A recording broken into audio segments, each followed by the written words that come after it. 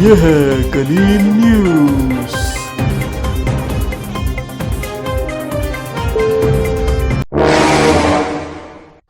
रोहड़ी के तारीखी शहर अरुण में वाक़या शीरा वाली मंदिर में 5 नकाबपोश मुसल्लह मुलज़मान की डकैती।